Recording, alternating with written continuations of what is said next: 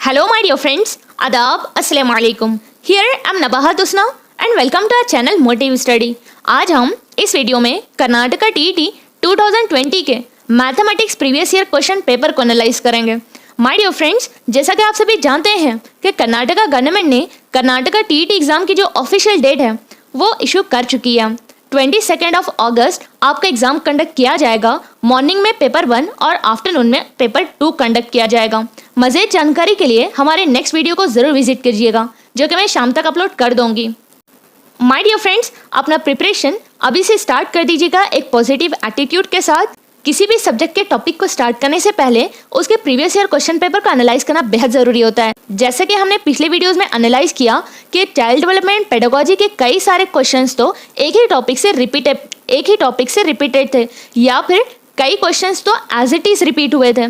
So my dear friends, previous year question paper को analyse करना ना भूलें, और जिन्होंने भी उन वीडियोस को विजिट नहीं किया उन वीडियोस को जरूर विजिट कीजिएगा, और वीडियोस पसंद आए तो लाइक, सब्सक्राइब और शेयर करना ना भूलें।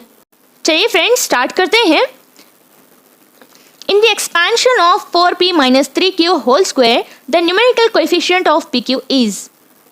The options are -23, -24, +24 या फिर -12। My dear friends, 4p minus 3q whole square, इनके एक्सपेंशन में इसका न्यूमेरिकल कोएफिशिएंट क्या है? pq का न्यूमेरिकल कोएफिशिएंट क्या है?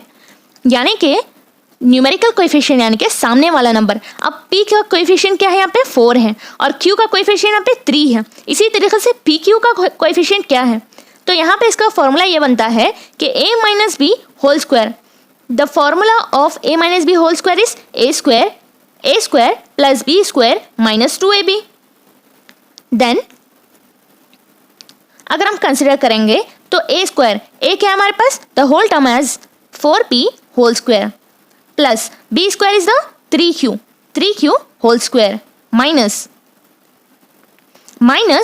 2 into a is the 4p into 3q।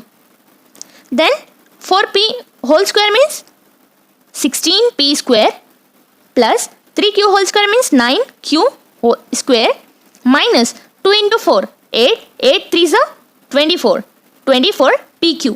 अब यहाँ पे मिल गया हमको pq का कोएफिशिएंट क्या है? -24 pq। -24 is the numerical coefficient of pq. Here the answer is -24. So the answer is -24.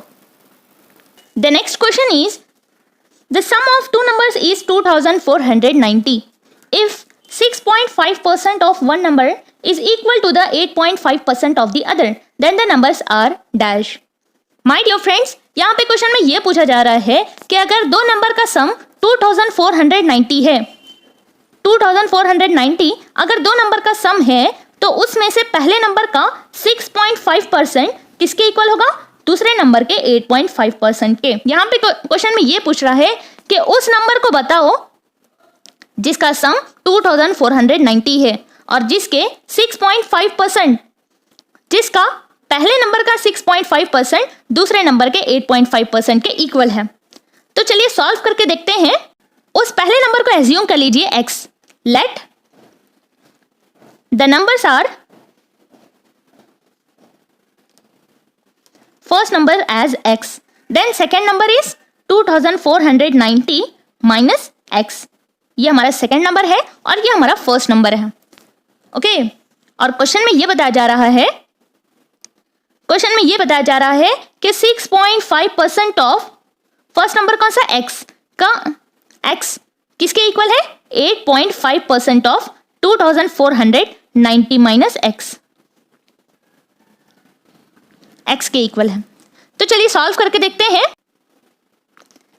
6.5% को सॉल्व करेंगे तो 6.5% को हम ऐसे भी लिख सकते हैं ना, 6.5/100 into x is equal to 8.5 divided by 100 into 2490 minus x।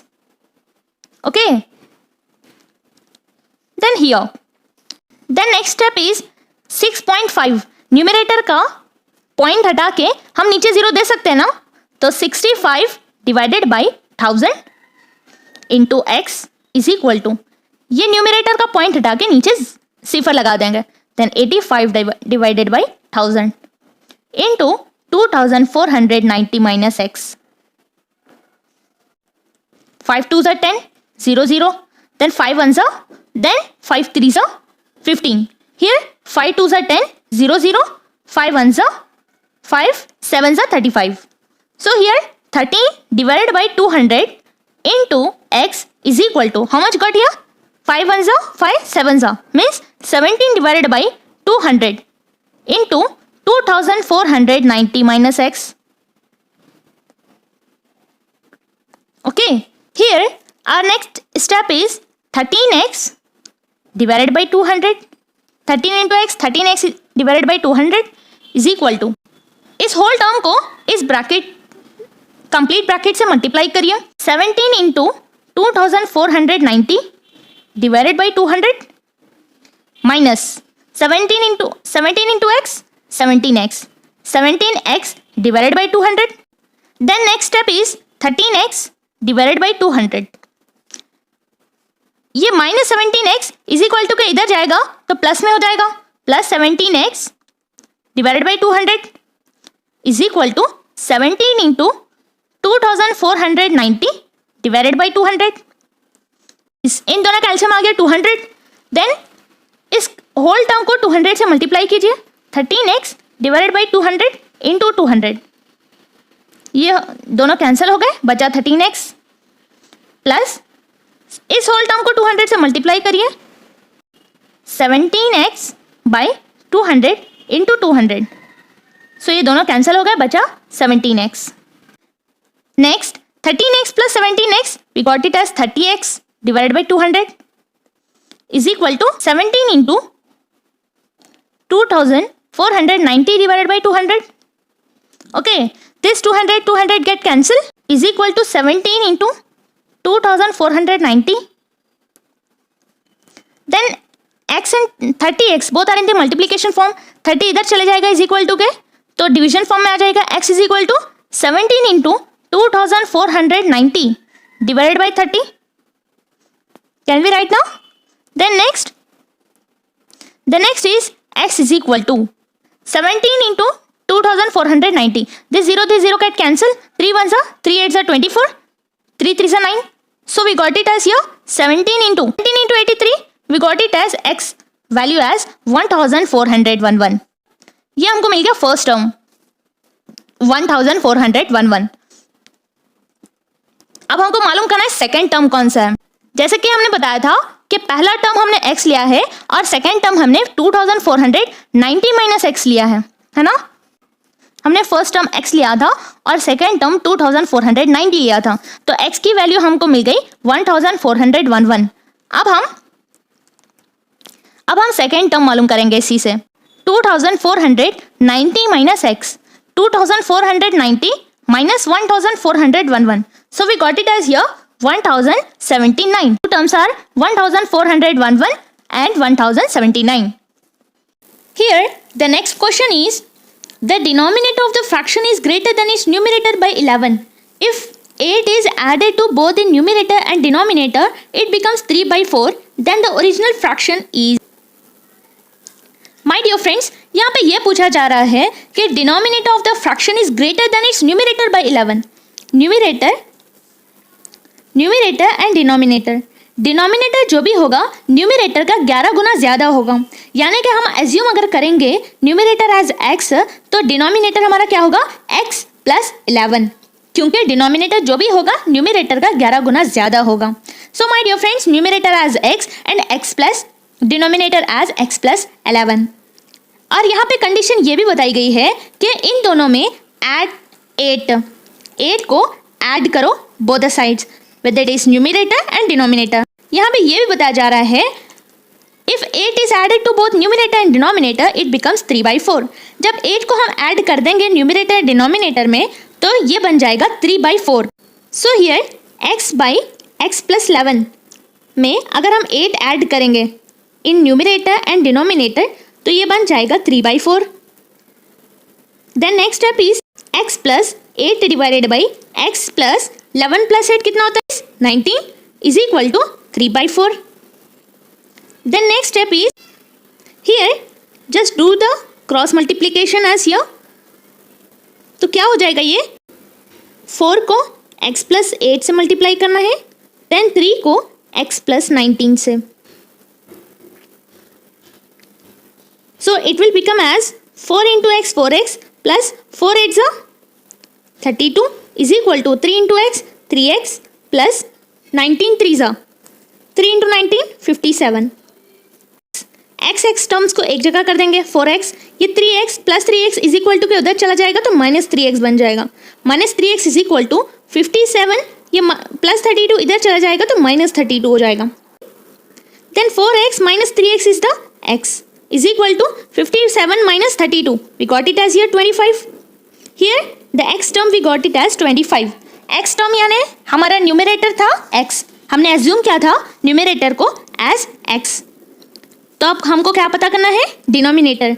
तो x प्लस 11 क्या होगा, 25 plus 11 36। So we got it as denominator 36 and numerator 25। Okay, so numerator divided by denominator, numerator we got it as here 25. So 25, denominator we got it as 36, 25 by 36. Here the answer is 25 by 36. 25 by 36. Here the next question is the value of under root of 6 plus under root of 6 plus under root of 6 plus under root of 6 plus is equal to up to infinity is, इसकी value क्या होगी, under root of 6 plus under root of 6 plus under root of 6 plus up to infinity, इनकी value क्या होगी।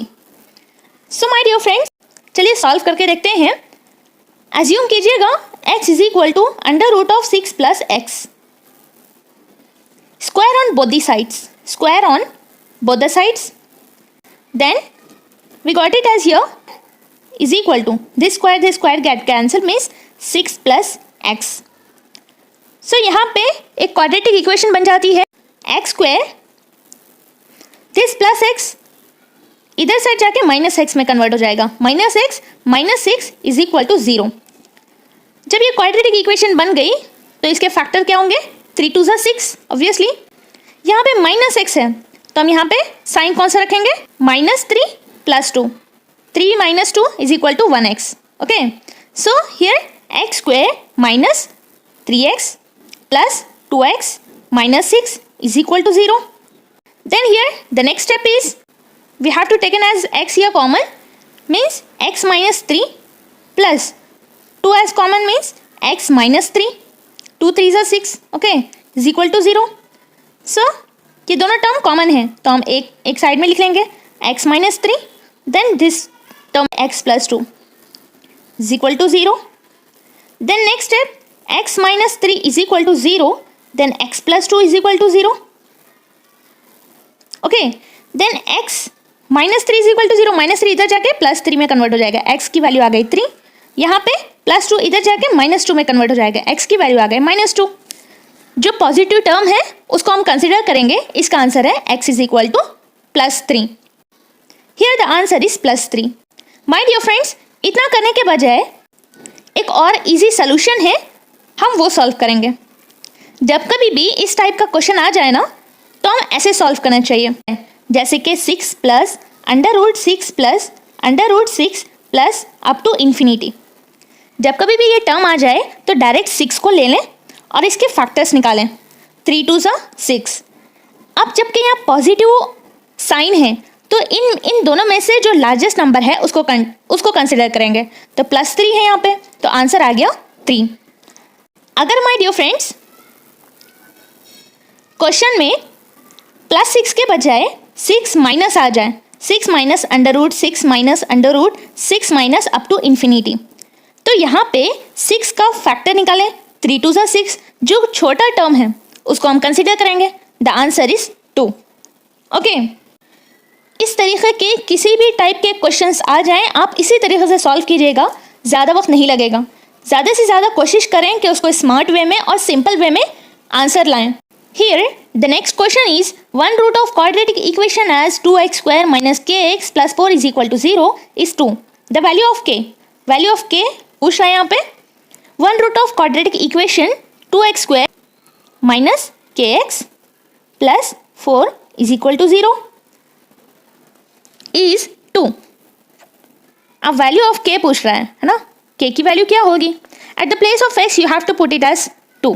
Okay, 2 at the place of x 2 का square minus k into 2 plus 4 is equal to 0 is 2 to the 4, 4 to the 8, 2 into 4 minus 2k plus 4 is equal to 0.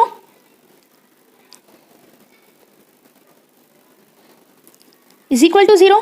Then 4 to the 8 minus 2k plus 4 is equal to 0. Okay, the next step is minus 2k plus 4 plus 8. We got it as here plus 12 is equal to 0. If 12 goes to that side means it is converted into minus. Minus 2k is equal to minus 12 means minus minus get cancelled. We got it as 2k is equal to 12. Okay, 2 ones are 2 6 are. So we got it as the value of k as 6. Here the answer is 6. Now the next question is, given that one of the 0 of the polynomial a square plus 9 x square plus 13x plus 6a is reciprocal of the other, the value of a is dash. The options are 3, minus 2, plus 4 and minus 1. My dear friends, polynomial of a square plus 9 whole x square plus 13x plus 6a, ये one of the 0 of polynomial है, तो दूसरा क्या होगा? इसका reciprocal होगा. Just consider करेंगे 1 0 of polynomial. If 1 0 of polynomial as alpha, then other is the reciprocal of that one, means 1 by alpha, and the product of roots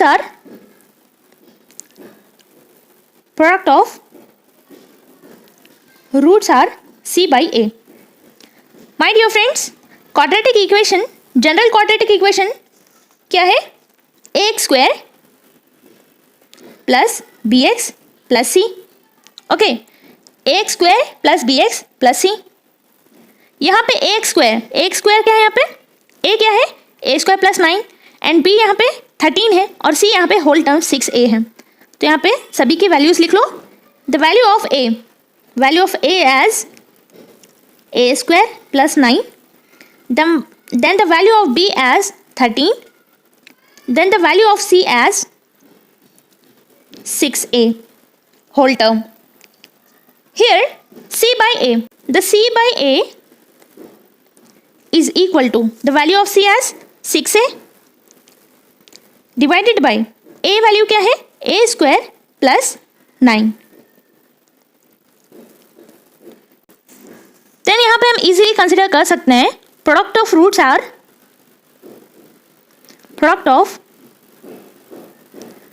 are alpha into 1 by alpha is equal to 6a divided by a square plus 9. क्योंकि alpha into 1 by alpha हमने किसको consider किया था? c by a as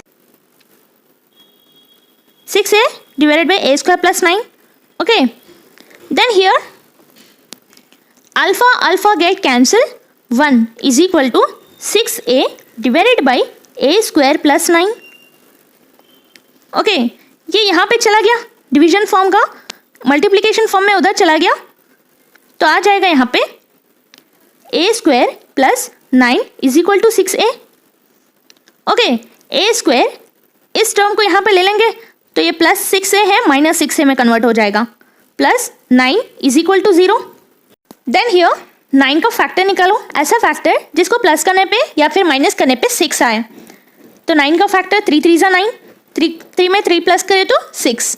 So here a square minus 3a minus 3a plus 9 is equal to 0. Here the common we have to take it as a minus 3 remaining as here, a get cancel means remaining as 3, then minus 3 को अगर हम common लेंगे तो यहाँ पे बच गया a minus into plus minus 3 3 जा 9. Okay, is equal to 0. a minus 3 is equal to 0, then a minus 3 is equal to 0. Open the bracket here, a minus 3 is equal to 0 means ये 3 इधर चला गया, प्लस में convert हो गया, a की value आ गई 3। ओके, यहाँ पे भी a की वैल्यू आ गई 3, तो आंसर आ गया हमारा the value of a as +3. Here the next question is area of the base of the cylinder is 44 centimeter square and its height is 10 centimeter. The volume of the cylinder is. My dear friends, एक cylinder है, इसका base दिया हुआ है 44 centimetre square, base of the cylinder as 44 centimetre square, और इसका जो height है वो कितना है 10 सेंटीमीटर। ओके, अब हमको पता करना है volume of the cylinder, volume क्या होगा। चलिए माय डियर फ्रेंड्स सॉल्व करके देखते हैं। Area of the base of the cylinder का फॉर्मूला है area of the base of the cylinder,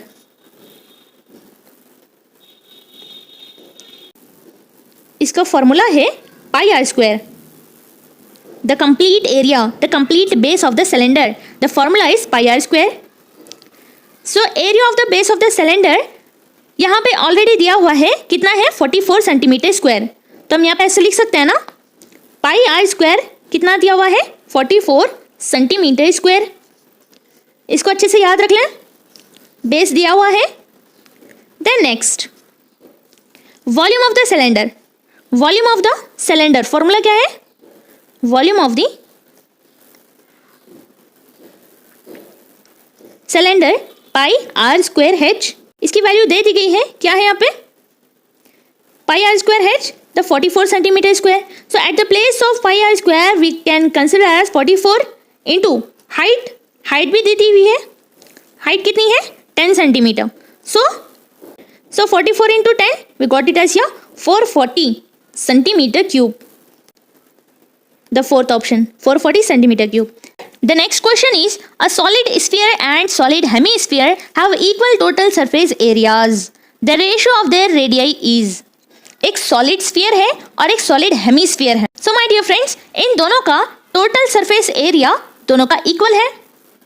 हमको ये पूछ रहा है कि इन दोनों का जो रेडियाई है उनका रेशियो क्या होगा, इन दोनों के रेडियस का रेशियो क्या होगा।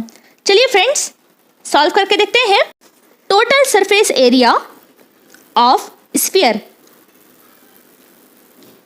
इज इक्वल टू, इसका फॉर्मूला क्या है 4 पाई, चूंकि 2 रेडियस है तो हम इसको R1 कंसिडर करेंगे, R1 square, and total surface area of hemisphere, hemisphere का फॉर्मूला क्या है 3 पाई R2 स्क्वायर, इसको हम R1 कंसिडर करेंगे, इसको R2 कंसिडर करेंगे, 3 पाई R2 स्क्वायर। अब जब हम इनको रेशो में लिएंगे, sphere ratio hemisphere, sphere formula है 4 pi R1 square ratio 3 pi R2 square. Okay, this pi get cancel, means here we got it as 4 R1 square ratio 3 R2 square. Okay, जबकि ये ratio में है तो हम इसको डिवीजन फॉर्म में लिख सकते हैं ना, R1 square divided by R2 square is equal to 3/4। Okay, then next R1 by R2 is equal to under root of 3, 4 square root के बाहर आ जाएगा, 2 में कन्वर्ट हो जाएगा, square root of 4 is 2, so we got it as here.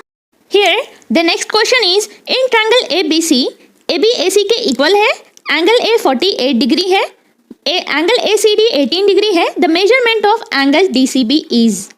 Angle A दिया हुआ है 48 डिग्री है और AB AC के इक्वल है, और angle ACD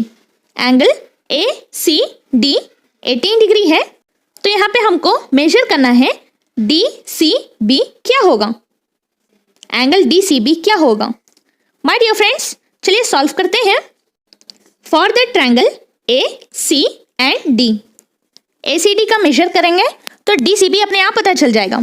for the triangle ACD, क्योंकि ट्रायंगल में ऑलमोस्ट 2 वैल्यूज दिए हुए हैं, इसलिए हमने इस ट्रायंगल को कंसिडर किया है, triangle ACD। So angle A plus angle C plus angle D is equal to 180 degree. Angle A given here as 48 degree plus angle C. What is angle C? 18 degree. Then angle D. Angle D को हमने consider किया है as X is equal to 180 degree. The next step 48 plus 18. How much it is?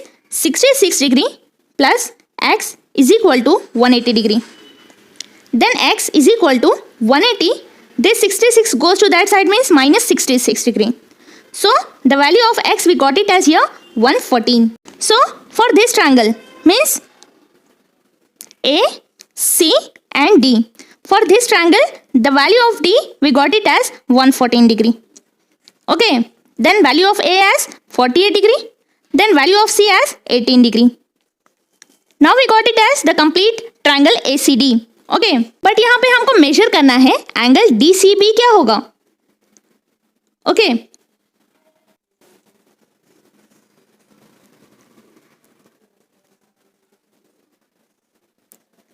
This one as D, this one as A, this one as C. Okay this one as B. हमको मालूम करना है कि angle DC और B क्या होगा. तो angle DCB यानी कि कंप्लीट एंगल क्या होगा.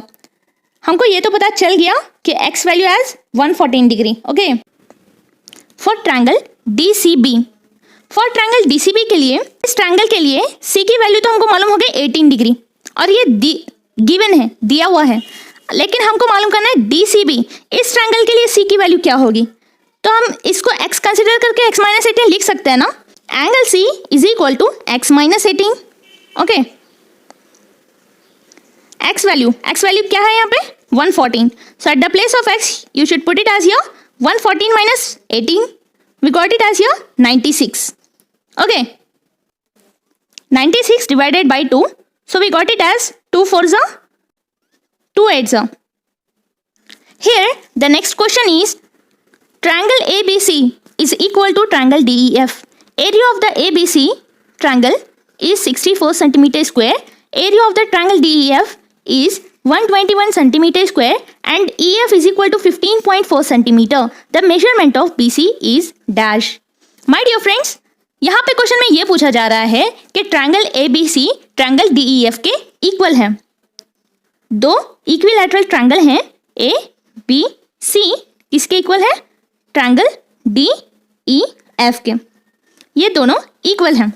द एरिया ऑफ ABC का एरिया कितना है 64 सेंटीमीटर स्क्वायर और DEF का एरिया कितना है 121 सेंटीमीटर स्क्वायर एंड EF का साइज कितना है 15.4 सेंटीमीटर. तो BC का लेंथ मेजर करो बता रहा है यहाँ पे. तो चलिए फ्रेंड्स स्टार्ट करते हैं. Here given as triangle ABC is equilateral और इक्वल टू ट्रायंगल DEF. यहाँ पे एक कंडीशन है जो कि बहुत इंपॉर्टेंट है इस क्वेश्चन के लिए, ये याद रखिए. when two triangles are same, जब भी दो ट्रायंगल सेम होते हैं, when two triangles are same then area is the square of side ratio. My dear friends, जब भी दो ट्रायंगल सेम होते हैं तो उनका जो एरिया है वो एरिया उनके साइड रेशियो का स्क्वायर होता है. सॉल्यूशन में आपको समझ में आ जाएगा. Triangle ABC divided by area of triangle DEF is equal to BC divided by EF whole square. अब इस फॉर्मूले से आपको समझ में आ रहा होगा when two triangles are same, when two triangles ABC and DEF, when two triangles are same then area is the square of side ratio. Area इनका जो एरिया होता है वो साइड रेशियो का स्क्वायर होता है. जैसा कि यहाँ पे देखिए आप ये दो ट्रायंगल्स पे गौर कीजिएगा. जब ये दो ट्रायंगल्स एक दूसरे के इक्वल हैं तो इनका जो एरिया है इनके साइड रेशियो के स्क्वायर का इक्वल है. सॉल्व करते हुए आपको पता चल जाएगा. So here triangle area of the triangle ABC कितना है यहाँ पे ट्रायंगल ABC 64 है तो यहाँ पे लिख दीजिएगा as here 64 divided by DEF का एरिया है 121 is equal to BC square. BC square कितना है यहाँ पे? BC स्क्वायर कितना दिया हुआ है यहाँ पे? BC स्क्वायर तो हमको नहीं पता, हमको पता करना है, और EF यहाँ पे दिया हुआ है 15.4 सेंटीमीटर। तो चलिए लिखते हैं यहाँ पे BC as it is, then EF की वैल्यू है 15.4, then whole square, root square on both the sides, root square on both sides. So here 64 divided by 121 is equal to under root of BC divided by 15.4 whole square. So this square root get cancelled. 64 का square root 8 है और 121 का 11 है is equal to BC divided by 15.4. 15.4 into 8 we got it as 123.2. Okay, divided by 11 is equal to BC. 11 ones are, then 11 twos are 22. Okay, so we got it as BC value as 11.2 centimeter. Then the next question is the angles of the quadrilateral are in the ratio of 3:5:9 The measurement of its smallest angle is dash. The options are 45 degree, 55 degree, 30 degree and 75 degree. My dear friends, यहाँ पे question में ये पूछा जा रहा है कि quadrilateral angle है जो कि 3:5:7:9 के रेशो में है। The measurement of this it's smallest angle, इसका स्मॉलेस्ट एंगल का मेजरमेंट हमको बताना है। लेट अस सपोज एक क्वाड्रिलैटरल एंगल ABCD को हम कंसिडर करेंगे। Okay, ABC and D. Now here suppose ABCD is the quadrilateral angle. The angle A ratio angle B ratio angle C ratio angle D. ये किसके form में है? 3:5:7:9. Okay. Let us suppose to be as angle A को हम consider करेंगे 3x. उसी तरीके से एंगल B को हम कंसिडर करेंगे 5x. देन एंगल C को हम कंसिडर करेंगे 7x और एंगल D को हम कंसिडर करेंगे 9x. Okay, if we found the value of x then we can get the solution of all the angles. अगर हमने इसमें x की वैल्यू को फाइंड कर लिया तो हम सोल्यूशन ऑफ सभी एंगल के सोल्यूशन को मालूम कर सकेंगे, weather it is angle A, B, C, D. इसमें से कौन सा छोटा एंगल है और उसका आंसर क्या है. Okay, sum of all the angles are 360 degree, ये तो हमको पता है. Sum of all the angles in quadrilateral is 360 degree. Okay, plus angle B plus angle C plus angle D is equal to 360 degree. Okay, so at the place of angle A we can write it as 3x plus 5x plus 7x plus 9x is equal to 360 degree. Okay, now after addition of all these we got it as 24x, 3x plus 5x plus 7x plus 9x. 24x is equal to 360 degree. Okay. We can write it as x here as 360 divided by 24. Right now? 3 8s are 24. Then 3 1s are 3 2s are. Then 0. So we got it as here x value as 120 by 8. Okay. 4 2s are 4 3s are 12. Then 0. 2 1s are 2 5s are. Okay. So we got it as the value of x as 15. Now put this value in all the angles. X value तो हमको 15 मिल चुकी है ना. यहाँ पे as compared to ABCD इनमें से सबसे छोटा एंगल कौन सा है? क्या ये 3x है, 5x है, 7x है, 9x है? 3x ऑब्वियसली, तो हम 3x को सॉल्व करेंगे. Angle A is equal to 3x.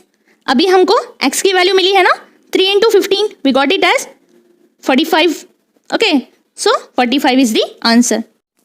Now the next question is a chord of the length 16 centimeter is drawn at a distance of 6 centimeter from the center of the circle. The radius of the circle is whether it is 20 centimeter, 12 centimeter, 14 centimeter या फिर 10 centimeter.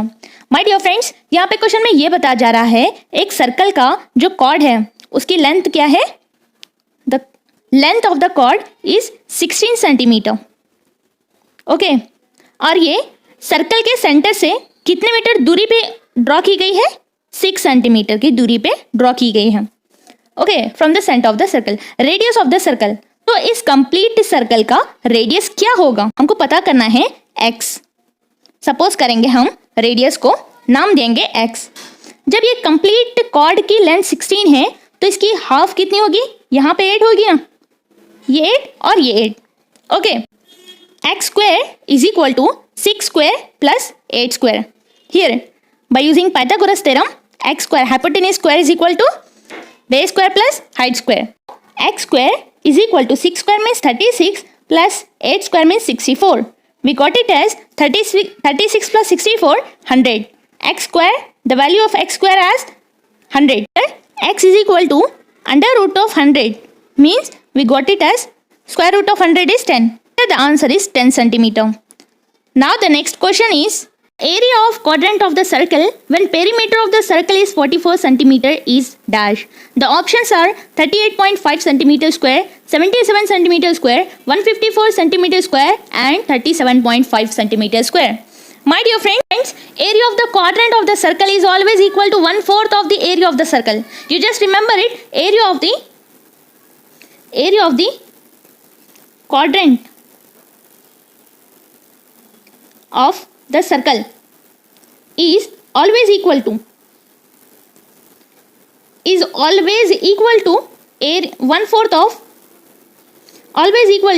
1/4 of the area of the circle. So my dear friends, area of the quadrant of the circle क्या है, इसका formula 2 pi r. area of the quadrant of the circle when perimeter of the circle is 44 centimeter. ये दिया हुआ है 44 centimeter.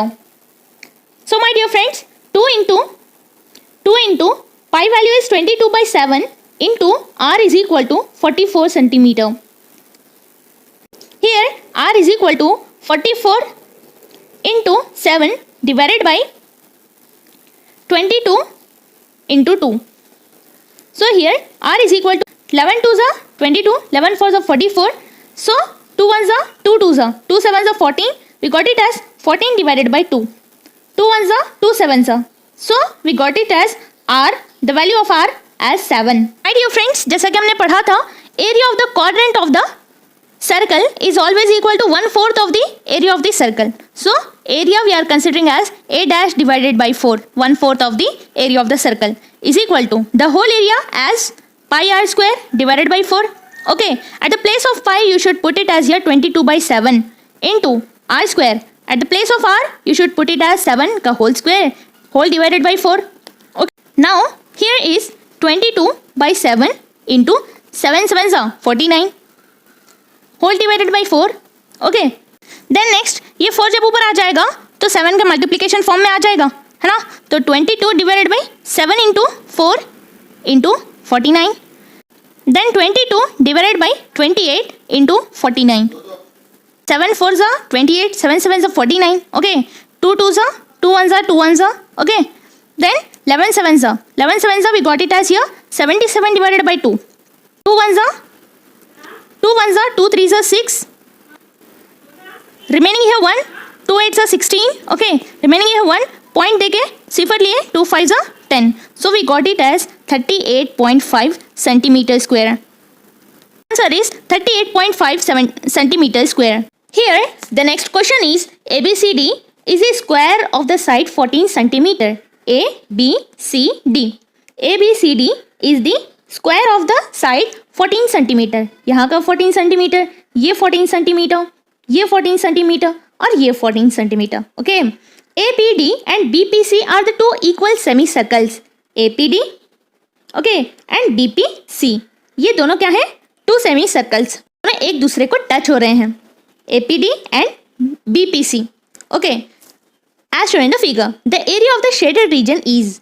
अब हमको ये जो shaded region है, ये वाला और ये वाला, उसको हमको measure करना है. The options are 154 centimeter square, 196 centimeter square, 42 centimeter square या फिर 54 centimeter square. इस सर्कल का रेडियस r है और इस हाफ सेमी सर्कल का रेडियस r है. तो r and r, 1r is the 2r. Radius of the one circle, radius of circle are units. Okay, 2r is equal to 14 centimeter. ये half circle, ये half circle. Square of the side is 14 centimeter. So 2r is equal to 14 centimeter. R is equal to 2 ones are 2 sevens are. So R value we got it as here 7 centimeter. Then next, area of the square ABCD. Area of the square A, B, C and D. Area को कैसे denote किया जाता है? A square unit. Okay. At the place of A, we should write it as here. What's the unit given in the question? 14. 14 का whole square. So we got it as area of the square of ABCD. We got it as 196 square centimeter. Okay. Now we have to find it out. Area of the circle. What is the formula of area of the circle? Is equal to pi r square. Okay. Pi r square. At the place of pi, we should write it as 22 by 7 into, what is r given here? 7. 7 ka square. Okay. Here 22 by 7 into 7 sevens are 49. Okay. 7 ones are 7 sevens are 49. So 22 into 7, we got it as here 154 square unit. Okay friends, हमको radius मिल गया, area of the square मिल गया, अब यहाँ पे area of the circle मिल गया. अब हम easily shaded region का जो एरिया है उसको फाइंड आउट कर सकते हैं. Area of the shaded region कितना होगा? So my dear friends, area of the shaded region हमको कैसे मिलेगा? अगर हम area of the square, area of the square में से एरिया ऑफ द सर्कल को माइनस करेंगे तो area of the shaded region हमको इजीली मिल जाएगा. सो यहाँ पे सॉल्व करिएगा. Area of the shaded region is equal to area of the square ABCD minus area of the circle. Area of the square यहाँ पे हमको क्या मिला था? 196 स्क्वायर सेंटीमीटर. और एरिया ऑफ द सर्कल हमको क्या मिला था? Area of the circle we got it as here 154 square unit. Area of the square ABCD we got it as 196 square unit minus area of the circle we got it as 154 square unit. 196 minus 154 कीजिएगा तो answer आया 42 square unit. Square unit is the shaded area और shaded region of the circle. The question is the 10th term of arithmetic progression 3, 7, 11 up to infinity is dash, whether it is 19, 29, 39 या फिर 49. My dear friends, 10th term of arithmetic progression ये दिया हुआ है 3, 7, 11 up to infinity. यहाँ पे first term क्या बता रहा है? यहाँ पे the first term is 3. Okay, first term of arithmetic progression is 3. The common difference among the 3, 7, 11. Common difference क्या है? इन दोनों के बीच का difference क्या है? 7 minus 3 is 4. Okay, 11 minus 7 is 4. So the common difference D is equal to, we got it as here 4. Okay, तो अब यहाँ पे हमको मालूम करना है 10th term क्या होगा. यहाँ पे arithmetic progression का एक फॉर्मूला अप्लाई होता है. nth term of arithmetic progression. Here the formula Tn is equal to a plus n minus 1 into d. Okay, हमको पता करना है 10th term. So at the place of n you should write it as 10 now. So at the place of n you should put it as 10. T10 is equal to a. The first term is a. A we got it as 3 plus nth term is 10 minus 1. What is the common difference? D is the 4. Okay. T10 is equal to 3 plus 10 minus 1 is a 9. 9 into 4, 36. So, we got it as 36 plus 3, 39. So, 39 is the answer. Now, the next question is, the sum of natural numbers between 100 and 200 which are exactly divisible by 6 is dash. Whether it is 1550 या फिर 2500 या फिर 3550 या फिर 2550। My dear friends, इस question में ये बताया जा रहा है कि 100 एंड 200 के बीच के सभी उन नेचुरल नंबर्स को बताइए जो एग्जैक्टली 6 से डिविजिबल होते हैं, यानी कि नेचुरल नंबर्स भी होना चाहिए और वो 6 से डिविजिबल भी होना चाहिए। चलिए सॉल्व करके देखते हैं। 100 से 200 के बीच में अब अगर हम 101 लेंगे तो ये नेचुरल नंबर तो है, क्या ये 6 से डिविजिबल होगा? नहीं ना। देन नेक्स्ट 102, ये नेचुरल नंबर तो है, क्या ये 6 से डिविजिबल होगा? जरूर होगा। सो हम इसको कंसिडर करेंगे। So my dear friends, 102, okay. Then next 103, क्या वो 6 से डिविजिबल होगा? 104 भी एक नेचुरल नंबर है, क्या वो 6 से डिविजिबल होगा? नहीं ना। तो 105, 106, 107, ऐसे ही 108, ये एक नेचुरल नंबर भी है और 6 से डिविजिबल भी होगा। सो ऐसे ही up to 198। My dear friends, इसको सॉल्व करके देखना पड़ेगा। 6 6 3 जा एग्जैक्टली ये डिविजिबल होगा और ये एक नेचुरल नंबर भी है। तो ये हमारा लास्ट टर्म यानी कि nth टर्म हो गया। nth term is 198। सो यहाँ पे जो हमारा फर्स्ट टर्म है वो है 102 और जो कॉमन डिफरेंस डी है 102 और 108 के बीच में जो डिफरेंस है 108 माइनस 102 कितना होगा? 6। तो कॉमन डिफरेंस हमको मिल गया 6। द फर्स्ट टर्म मिल गया हमको 102 और ये जो nth टर्म है 198 टर्म। सो हम इस क्वेश्चन को एक फॉर्मूले से सॉल्व कर सकते हैं। Sn is equal to n divided by 2 into 2a plus n minus 1 into d। The bracket should be closed and here the value of n की वैल्यू मालूम करने के लिए एक और फॉर्मूला अप्लाई करना पड़ेगा। The formula is nth term of a is equal to a plus n minus 1 into D. Okay, हमारा an क्या है? 198 है। So at the place of an we should put it as 198 is equal to the first term as a 102 plus the value of n we don't know n minus 1 into the common difference is 6। So my dear friends, 198 102 जब is equal to के उधर जाएगा plus 102 convert हो जाएगा minus 102 और ये जो multiplication 6 है वो उधर जाके डिवीजन फॉर्म में आ जाएगा। Divided by 6 is equal to n minus 1। Okay, then here 198 minus 102 how much it is? 96 divided by 6 is equal to n minus 1। Okay, 6 1 जा 6 1 जा, then 6 6 are 36. Okay, then we got it as 16 is equal to n minus 1. Then here 16 ये minus 1 इधर जाके plus 1 में आ जाएगा। 16 plus 1 is equal to n. So we got it as n value as 17. अब इस n value को Sn उस फॉर्मूले में पुट करिएगा। So my dear friends, चलिए रख के देखते हैं।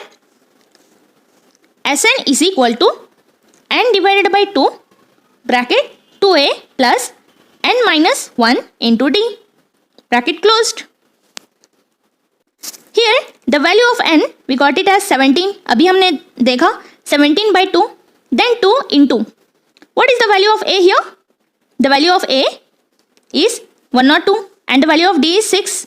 Okay, so put it as here value of a is 102 plus the value of n at the place of n put it as 17 minus 1 into at the place of d we should put it as here 6. So now 17 by 2 into 2 into 102 how much we got it as here? 204 plus 17 minus 1 is the 16 into 6. Okay, then next 17 by 2 into 204 plus 16 into 6 we got it as here 96. Okay, then next is equal to 17 by 2 into 204 plus 96 we got it as here 300. Okay, then next 2 1s are 2 1s are 2 5s are 10 then 0, so we got it as 17 into 150. Then next 17 into 150 we got it as 2550.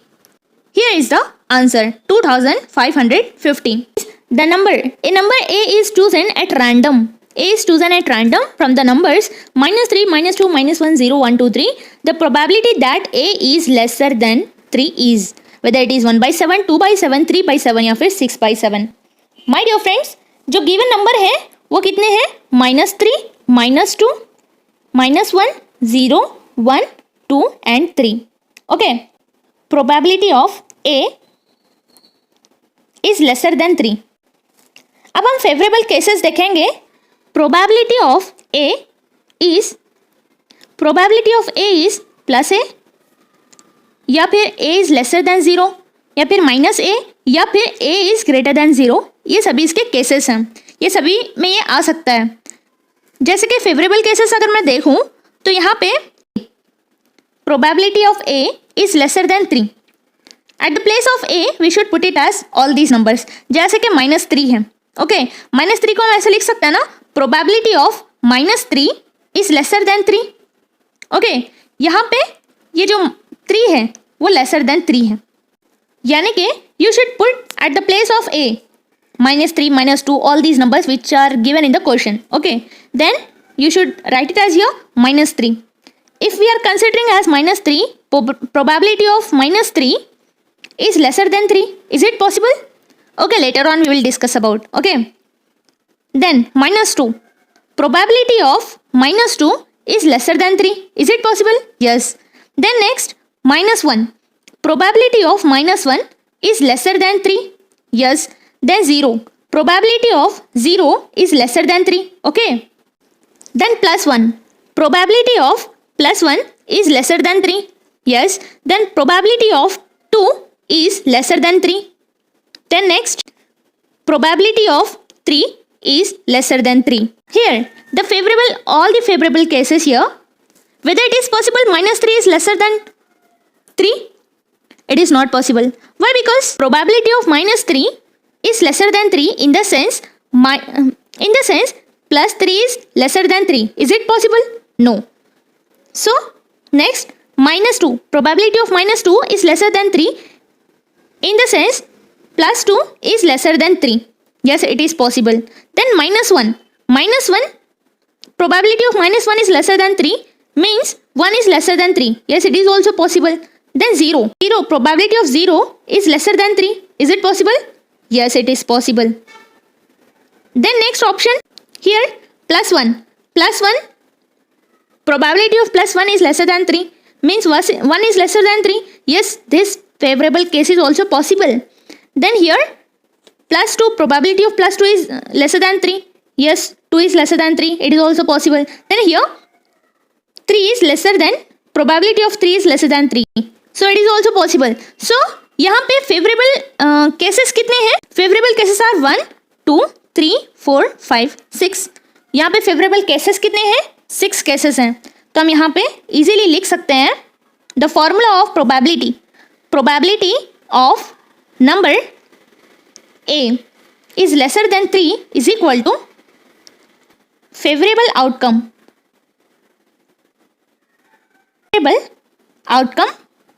divided by total outcome. Okay. Here favorable outcome in the sense, favorable outcome क्या है यहाँ पे? 6 possible cases हैं. 6 possible cases हैं और total number कितने थे वहाँ पे? -3, -2, -1, 0, +1, +2, +3. तो total हो गए 6. The answer is 6. So 6/7 is the answer.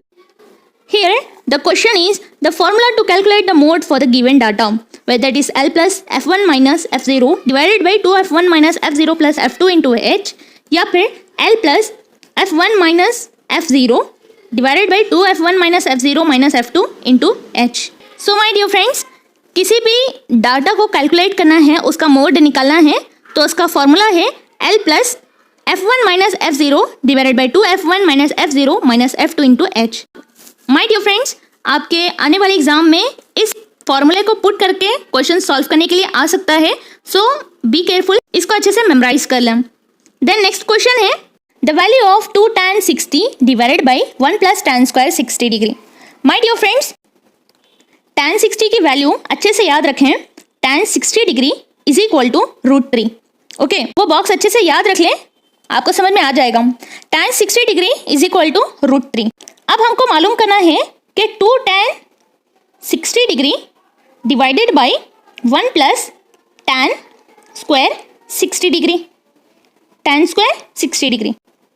Here at the place of 2, tan 60 degree क्या है हमारे पास value, √3 into √3 divided by 1 plus tan square 60 means √3 whole square. tan 60 की वैल्यू तो √3 है और tan स्क्वायर मीन्स स्क्वायर यहाँ पे लगा दिए।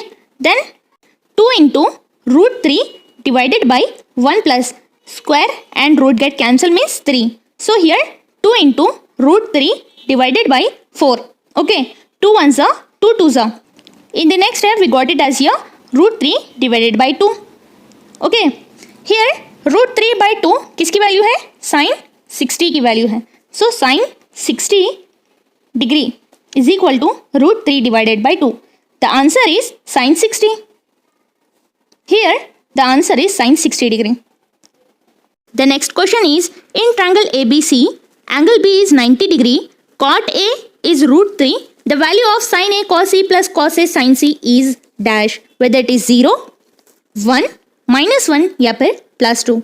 My dear friends, triangle ABC में दिया हुआ है एंगल B 90 डिग्री है, cot A √3 है, हमको पता करना है, हमको मालूम करना है sin A cos C plus cos A sin C. In triangle ABC, angle A plus angle B plus angle C is equal to 180 degree. Okay. Then angle A plus C दिया हुआ है 90 degree. Okay. Plus C is equal to 180 degree. Then here A plus C is equal to 180. ये 90 उधर चला गया, -90 degree हो गया. Okay, then A plus C is equal to 180 minus 90, we got it as here 90 degree. Equation number 1 दे दीजिए इसको. Then next put this value in the sin A cos C plus cos A sin C.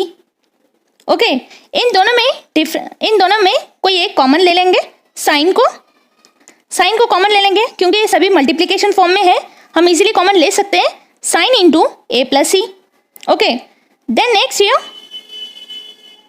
Sign A plus C, value of A plus C हमने अभी solve किया था, क्या है यहाँ पे 90 degree. So A plus C at the place of A plus C you should put it as 90 degree. Then sine 90 हो गया 1. Here the answer is 1. The next question is, the distance between the 2 points 2,5 and x, -7 is 13. Then the positive value of x is, whether it is 7, 2, 5 या 3. My dear friends, ये दो number दिए हुए हैं 2,5 and x, -7. इन दोनों के बीच का जो डिफरेंस है वो है, इन दोनों के बीच का जो डिस्टेंस है वो है 13. Then the positive value of x is, solve करने के बाद हमको दो वैल्यूज मिलेंगे, उनमें से जो भी वैल्यू पॉजिटिव में होगा वो हमारी x की वैल्यू होगी. तो चलिए सॉल्व करके देखते हैं. 2 as x1, 5 as x2. Okay, x as y1 and -7 as y2. Just put the formula here. The formula is under root of in bracket x1 minus y1 whole square plus in bracket x2 minus y2 whole square. Then put the value of x1 y1 and x2 y2 as x1, we know about the x1 value as 2 minus y1 is the x plus square plus whole square plus x square. x2 क्या है 5 है, then minus y2 क्या है -7 है. Okay, then bracket close whole square is equal to, इन दोनों के बीच का distance क्या है 13 है. Okay, take square on both sides. Take square on both sides. Under root of 2 minus x whole square plus 5 minus into minus plus. Okay, 5 plus 7 whole square then whole square is equal to 13 का square. Okay. This square get cancelled. 2 minus x whole square plus square is equal to 13 square. 2 minus x whole square plus 12 square means 144 is equal to 13 का square means 169. 2 minus x whole square is equal to 169 minus ये plus 144 उधर जाके minus 144. So 25. Okay, 2 minus x whole square. If ये square उधर चला जाएगा तो वो स्क्वायर रूट में कन्वर्ट हो जाएगा. 2 minus x is equal to under root of 25. Okay, here the value of square root 2 minus x is equal to plus minus 5. Plus and minus 5. So 2 minus x is equal to plus 5. X is equal to 5 minus x is equal to 5 minus 2. Then minus x is equal to 3. Then x is equal to minus 3. ये एक value आ गई. Okay, then next year 2 minus x is equal to minus 5. Here minus x is equal to minus 5. ये plus उधर जाके minus 2 में हो जाता है. Then minus x is equal to minus 7. Okay, then minus minus get cancelled. The value of x we got it as here 7. My dear friends, यहाँ से mathematics की पेडागोजी स्टार्ट होती है. मैथमेटिक्स एंड साइंस की pedagogy बहुत ज़्यादा important role play करती है और यही क्वेश्चंस हैं जो बहुत ज़्यादा स्कोरिंग होते हैं. लेकिन मैं ऐसा भी तो नहीं कह सकती कि जितना आप पेडागोजी के लिए टॉपिक्स पढ़ते हैं उसी में से आएगा, बल्कि ये क्वेश्चंस ऐसे टाइप के होते हैं कि कुछ स्टेटमेंट दे देगा और पूछेगा कि ये स्टेटमेंट किसने दिया. ये बहुत ही टफ भी होता है और बहुत ही ईजी टाइप का भी होता है. हम इसमें चाइल्ड डेवलपमेंट पेडागोजी को अच्छा डीपली पढ़ लेंगे, ये भी सॉल्व करना कोई मुश्किल नहीं होगा. So my dear friends, question है, it is an assessment that allow the students to do mathematics in applied situations, to think about mathematics and to reflect on mathematical structures and procedures in a creative way. The options are performance based assessment, criteria reference test, norm reference test या फिर formative assessment. जिसने भी continuous comprehensive evaluation पढ़ा है उसमें ये सभी type के टेस्ट इंक्लूड हैं. तो इसका आंसर है performance based assessment. The next question is, the progress and the improvement of the mathematics are linked to the prosperity of the state. The statement is given by. देखिए my dear friends, ये statement दिया हुआ है और ये statement किसने दिया है वो पूछ रहे हैं. Here the options are Napoleon Bonaparte, Nora Barrett, John Pacey या फिर विकरशाम. तो इसका आंसर है Napoleon Bonaparte. The next question is, match list 1 with list 2 and select the correct answer using codes given below the lists. Branched programming, heuristic method, concept attainment model या फिर project method. My dear friends, जैसा कि हमने child development pedagogy के question paper को analyse करते वक्त पढ़ा था कि प्रोजेक्ट मेथड और कॉन्सेप्ट अटेनमेंट मॉडल देने वाले कौन है. कॉन्सेप्ट अटेनमेंट मॉडल को देने वाले ब्रूनर हैं, Jerome Bruner. Okay, project method को देने वाले विलियम एच किलपैट्रिक है. तो हम सिर्फ एक दो ऑप्शंस भी अगर हमको पता है तो हम इजीली ऐसे टाइप के क्वेश्चन सॉल्व कर सकते हैं. ऐसे टाइप के क्वेश्चन से आपको ये भी पता चल जाता है कि ब्रांच प्रोग्रामिंग या फिर ह्यूरिस्टिक मेथड देने वाले कौन कौन से साइकोलॉजिस्ट या फिर साइकियाट्रिक्स हैं. सो यहाँ पे ब्रांच प्रोग्रामिंग देने वाले नॉर्मन ए क्राउडर हैं और ह्यूरिस्टिक मेथड जो है वो देने वाले कौन है, H.E. Armstrong. The next question is, a teacher uses the exploratory approach, use of manipulative and involvement of the students in discussion while giving the concept of mathematics. The strategy used is dash. What it is? Develop manipulative skills among the students, या फिर creating a certain way of thinking and reasoning, या फिर achieving the aim of mathematics, या फिर by giving hands-on experiences. Teacher अपनी class में exploratory method को use करके, अप्रोच को यूज़ करके पढ़ाती है. Use of manipulative and involvement of the students, discussion में स्टूडेंट्स को इन्वॉल्व करके पढ़ाती है. जब इन स्ट्रैटेजी को हम किसका नाम देंगे, तो यहाँ पे टीचर कौन सी स्ट्रैटेजी को यूज़ कर रही है, whether it is develop manipulative skills among the students, creating a certain way of thinking and reasoning. Yes, यहाँ पे टीचर क्रिएट कर रही है एक certain way of thinking and reasoning. The next question is, NCF National Curriculum Framework 2005 considers that mathematics involves certain way of thinking and reasoning from the statements given below. Pick out the one which does not reflect the above principle is dash. Whether it is the way the material presented in the textbook is written, the activities and exercises chosen for the class, the method by which is taught, या फिर given students set of formulae to solve the numerical questions.